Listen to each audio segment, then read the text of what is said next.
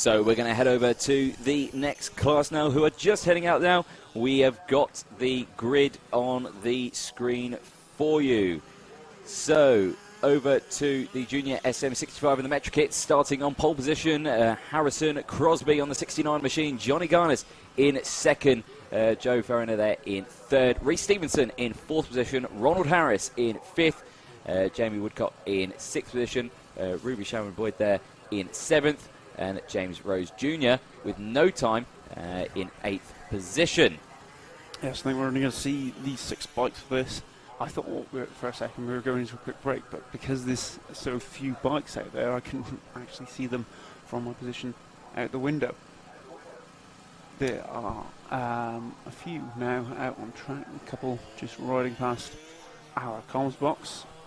So they're going to be heading out to the grid, of course, and again, challenging conditions that we've seen all the way throughout. Again, it looks like it's drying now. It looks like the track's going to get slightly faster now.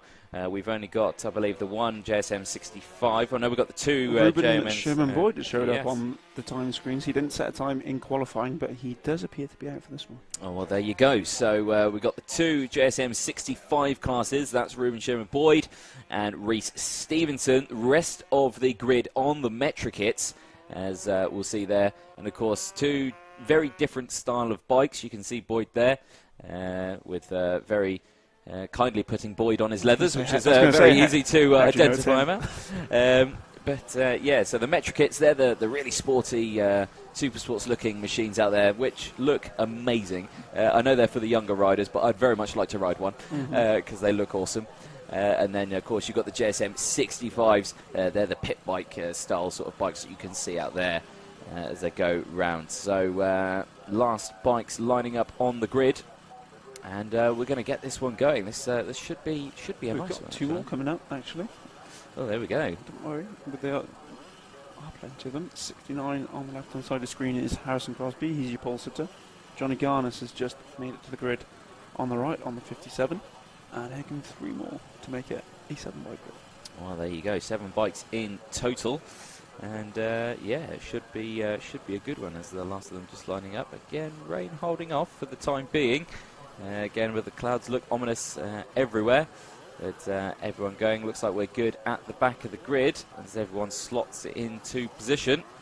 And we're going to get this race underway. It's the SM65s and the metric kits, and here we go. Green flag is down. It's a good start from the 23 machine. He manages to slot in. He's up into 3rd position already. Is Reece Stevenson on the JSM 65s. First of the class, of course. And Ruben Boyd there in 7th position at the moment. But everyone getting away. And that's Boyd straight down the inside there of Jamie Woodcock, going straight up into 6th position at the end of the first corner. Harrison Crosby, Johnny Garnes gets away well. They're 1st and 2nd at the moment as they fly through onto the infield section. Good start from all riders. Yep. Crosby, Garnes and Stevenson, your top 3. And Garnes putting a lot of pressure on Harrison Crosby at the start here as they come out of Luna for the first time onto the back straight.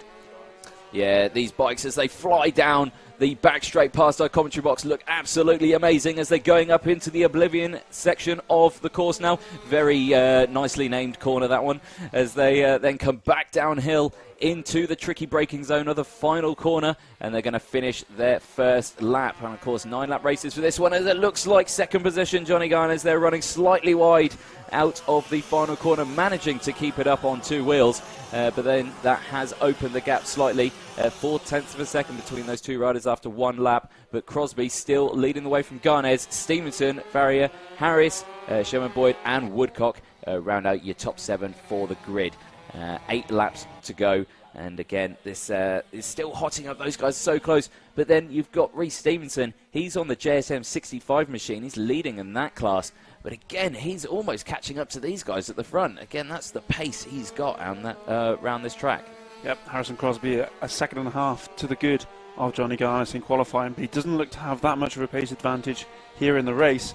And in fact, I think Garnes is a lot quicker up that straight. It looked like, yeah, it looked like it was. It was much quicker there. Looked to the inside, actually, going uphill into Oblivion. Couldn't quite get the momentum. Now, of course, he ran wide here last time. Hopefully he's learnt from his mistake.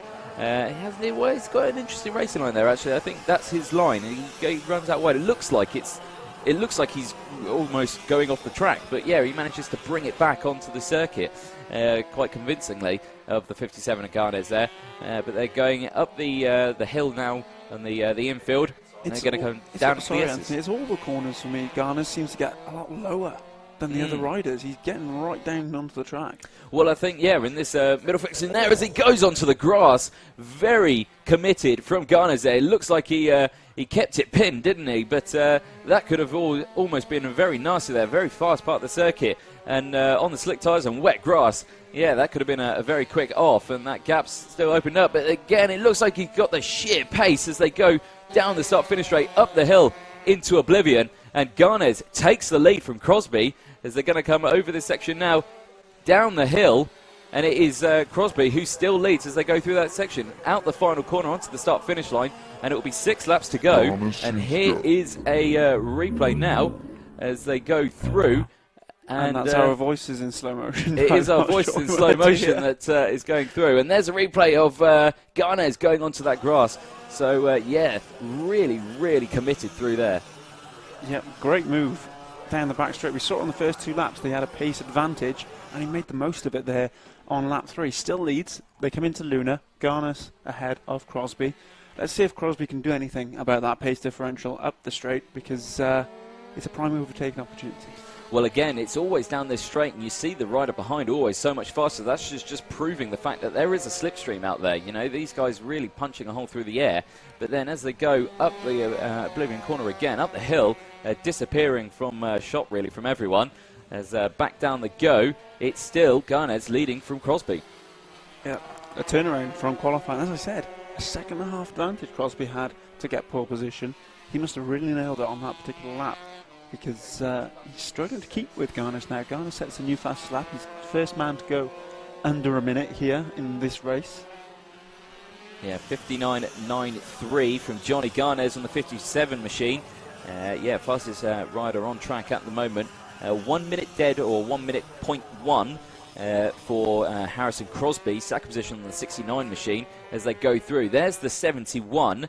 Now that is Ruben Sherman Boyd there. He's the other rider on the JSM 65 class. Currently running in 7th position. He's having a good little battle with Jamie Woodcock there, as you can see. But of course, 2 different classes. So yes, they're on the same track, not racing each other for championship points or position. So yeah, but these guys still giving us a very close action out there. Yep, it's obviously a lot better to have a friend out there on track to battle with, as I'm sure Garnes and Crosby will attest to.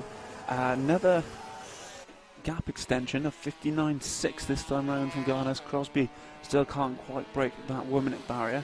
I believe those are the fastest lap times we've seen so far today as well. I don't think anyone's been below a minute. No, I don't think so either. Yeah, I think Johnny Garnes is the fastest rider that we've seen, out there all day. So cracking effort from the young rider.